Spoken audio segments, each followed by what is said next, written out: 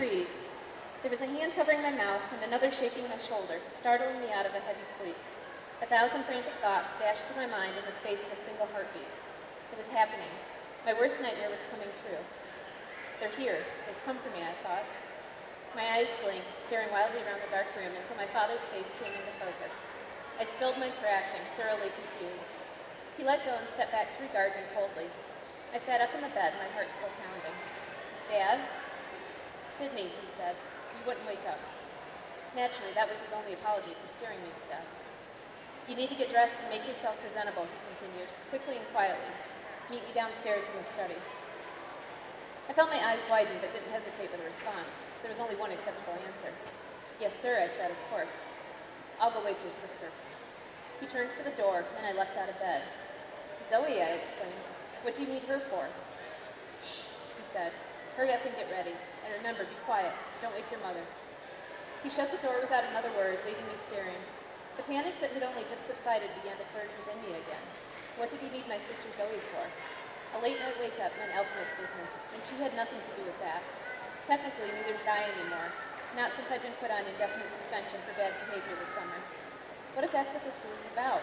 What if I was finally being taken to a re-education center, and Zoe was replacing me? For a moment, the world swam around me, and I caught hold of my bed to steady myself. Re-education centers.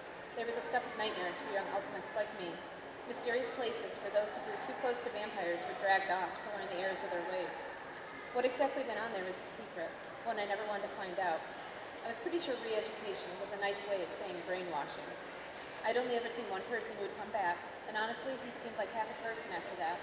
There'd been an almost zombie-like quality to him, and I didn't even want to think about what they might have done to make him that way.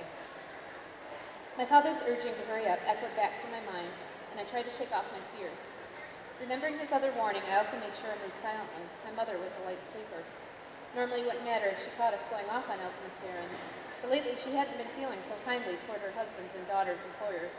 Ever since angry alchemists had deposited me on my parents' doorstep last month, this household had held all the warmth of a prison camp. Terrible arguments had gone down between my parents, and Zoe and I often found ourselves tiptoeing around. Zoe, I thought. Why does he need Zoe? The question burned through me as I scurried to get ready. I knew what presentable meant. Throwing on jeans and a t-shirt was out of the question. Instead, I tugged on gray slacks and a crisp white button-down shirt. A darker charcoal gray cardigan went over it, which I cinched neatly at my waist with a black belt. A small gold cross, the one I always wore around my neck, was the only ornamentation I ever bothered with. The entire process took me all of 6 minutes, which might have been a new record for me. I sprinted down the stairs in perfect silence, careful again to avoid waking my mother. The living room was dark, but light spilled out past the not-quite-shut door of my father's study. Taking that as an invitation, I pushed the door open and slipped inside. A hushed conversation stopped at my entrance. My father eyed me from head to toe and showed his approval at my appearance in the way he knew best, by simply withholding criticism. Sydney, he said brusquely, I believe you know Donna Stanton. The formidable alchemist stood near the window, arms crossed, looking as tough and lean as I remembered. I'd spent a lot of time with Stanton recently, though I'd hardly say we were friends, especially since certain actions of mine had ended up putting the two of us under a sort of vampire house arrest. If she harbored any resentment toward me, she didn't show it, though. She nodded to me in polite greeting, her face all business. 3 other alchemists were there as well, all men. They were introduced to me as Barnes, Michelson, and Horowitz. Barnes and Michelson were my father's and Stanton's age. Horowitz was younger, mid-20s, and was setting up a tattooist's tools. All of them were dressed like me, wearing business casual clothing in nondescript colors. Our goal was always to look nice, but not attract notice. The alchemists had been playing men in black for centuries, long before humans dreamed of life on other worlds. When the light hit their faces the right way, each alchemist displayed a lily tattoo identical to mine. Again, my unease grew. Was this some kind of interrogation? An assessment to see if my decision to help a renegade half-vampire girl meant my loyalties had changed? I crossed my arms over my chest and schooled my face to neutrality, hoping I looked cool and confident. If I still had a chance to plead my case, I intended to present a solid one. Before anyone could utter another word, Zoe entered. She shut the door behind her and peered around in terror, her eyes wide. Our father's study was huge. He'd built an addition onto our house for it, and it easily held all the occupants. But as I watched my sister take in the scene, I knew she felt stifled and trapped. I met her eyes and tried to send a silent message of sympathy. It must have worked because she scurried to my side, looking only fractionally less afraid. Zoe, said my father. He let her name hang in the air in this way he had, making it clear to both of us that he was disappointed. I could immediately guess why. She wore jeans and an old sweatshirt and had her brown hair in two cute but sloppy braids. By any other person's standards, she would have been presentable, but not by his. I felt her cower against me, and I tried to make myself taller and protected. Stanton gave her the same polite nod she'd given me, and then turned toward my father. I don't understand, Jared, said Stanton. Which one of these girls are you going to use? Well, that's the problem, my father said. Zoe was requested, but I'm not sure she's ready. In fact, I know she isn't.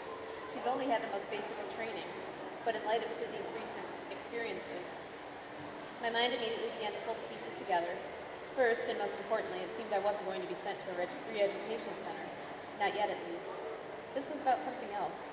My earlier suspicion was correct. There was some mission or task afoot, and someone wanted to send in Zoe because she, unlike certain other members of her family, had no history of betraying the alchemists. My father was right that she'd only received basic instruction. Our jobs were hereditary, and I had been chosen years ago as the next alchemist in the Sage family. I stepped forward, not knowing what I was going to say until I spoke. The only thing I knew for sure was that I could not let Zoe get sucked into the alchemist schemes. I feared for her safety more than I did going to a re-education center, and I was pretty afraid of that. I spoke to a committee about my actions, I said. I was under the impression they understood why I did the things I did. I'm fully qualified to serve in whatever way you need, much more than my sister. I have real-world experience. I know this job inside and out. A little too much real-world experience, if memory serves, said Stanton dryly. I, for one, would like to hear these reasons again, said Barnes, using his fingers to make air quotes. I'm not thrilled about tossing a half-trained girl out there, but I also find it hard to believe someone who aided a vampire criminal is fully qualified to serve. I smiled back pleasantly, masking my anger. If I showed my true emotions, it wouldn't help my case. I understand, sir. Rose Hathaway was eventually proven innocent of the crime she'd been accused of, so I wasn't technically aiding a criminal. My actions eventually helped find the real murderer. Be that as it may, he said, we, and you, didn't know she was innocent at the time. I know, I said, but I believe she was. Barnes snorted, and there's the problem. You should have believed what the alchemist told you, not run off with your own far-fetched theories. At the very least, you should have taken what evidence you'd gathered to your superiors. Evidence? How could I explain that it wasn't evidence that had driven me to help Rose, so much as a feeling in my gut that she was telling the truth? But that was something I knew they'd never understand. All of us were trained to believe the worst of her kind. Telling them I had seen truth and honesty in her wouldn't help my cause. Telling them that I'd been blackmailed into helping her by another vampire was an even worse explanation. There's only one argument that the alchemist might possibly be able to comprehend. I did tell me one because I wanted to get all the credit for it, I said. I was hoping that if I uncovered it, I could get a promotion and a better assignment. It took every ounce of self-control I had to say that lie straight-faced. I felt humiliated at making such an admission, as though ambition would really drive me to such extreme behaviors. It made me feel slimy and shallow. But as I'd expected, this was something the other alchemists could understand. Michaels had snorted, misguided, but not entirely unexpected for her age. My father glanced among them, waiting for further comment. When none came, he shrugged. If no one has any objections, then I'd rather we use Sydney. Not that I even entirely understand what you need her for. There's a slightly accusing tone in his voice over not having been filled in yet.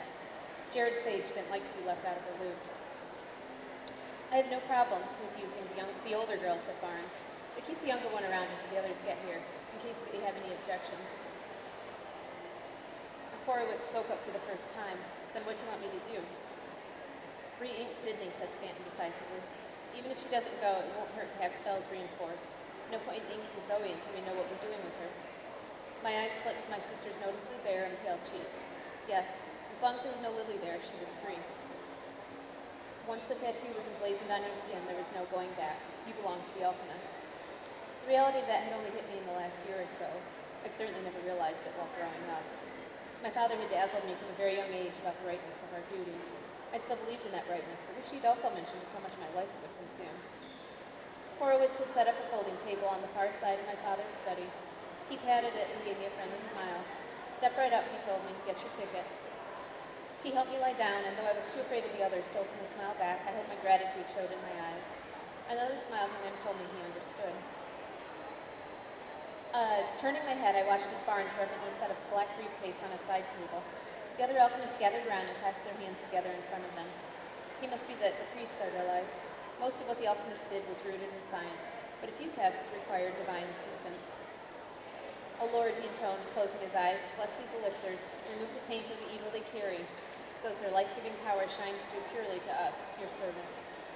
He opened the briefcase and removed 4 small vials, each filled with dark red liquid.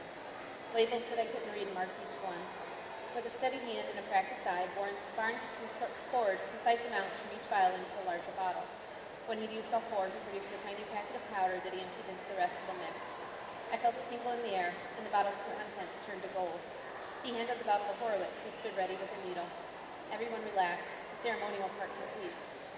I obediently turned away, exposing my cheek. A moment later, Horowitz's shadow fell over me.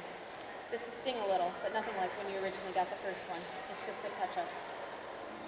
The needle pricked my skin, and I tried not to wince. It did sting, but like he'd said, he wasn't creating a new tattoo. He was just injecting small amounts of the ink into my existing one. Can you tell us what's happening while we're waiting? Asked my father. All I was told is that you needed a teen girl. The way he said it made it sound like a disposable role. I fought back a wave of anger at my father. That's all we were to him. We have a situation, I heard Stanton say. Finally, I'd get some answers. With the Moroi. I breathed a small sigh of relief. Better the Moroi than the Strigoi. Any situation the alchemists faced always involved one of the vampire races, and I'd take the living, non-killing ones any day. They almost seemed human at times, though I'd never tell anyone through that, and lived and died like we did. Strigoi, however, were twisted freaks of nature. They were undead, murderous vampires created either when a Strigoi forcibly made a victim drink his blood, or when a Moroi purposely took the life of another through blood drinking. A situation with the Strigoi usually ended with someone dead. You know that they elected their girl queen last month, said Barnes. I could practically see him rolling his eyes. Everyone in the room murmured affirmatively. Of course they knew about that. The alchemists paid careful attention to the political goings-on of the Moroi. Knowing what vampires were doing was crucial to keeping them secret from the rest of humanity, and keeping the rest of humanity safe from them. That was our purpose, to protect our brethren. Know thy enemy was taken very seriously with us. The girl the Moroi had elected, Queen Vasilisa Dragomir, was 18, just like me. Don't tense, said Horowitz gently. I hadn't realized I had been. I tried to think, but thinking of Vasilisa Dragomir made me think of Rose Hathaway. Uneasily, I wondered if maybe I shouldn't have been so quick to assume I was out of trouble here. Mercifully, Barnes simply kept going with the story, not mentioning my indirect connection to the Queen and her associates. Well, as shocking as that is to us, he said, it's been just as shocking to some of their own people. There's been a lot of protests and disobedience. No one's tried to attack the Dragomir girl, but that's probably because she's so well guarded. Her enemies, it seems, therefore found a workaround. Her sister. Jill, I said, speaking before I could stop myself. Horowitz kissed me for moving, and I immediately regretted drawing attention to myself and my knowledge of the Moroi. Nevertheless, an image of Jillian Mastrano flashed into my mind, tall and annoyingly slim like all Moroi, with big, pale green eyes that always seemed nervous. And she had good reason to be. At 15, Jill had discovered she was Vasilisa's illegitimate sister, making her the only member of their royal family's line. She, too, was tied to the mess I'd gotten myself into this summer. A chill ran down my spine, and I again commented without thinking. Did something happen to Jill? I asked. The other alchemists exchanged uneasy looks, nobody answering right away. Well, said Horowitz, that's the problem. I'm going to stop there because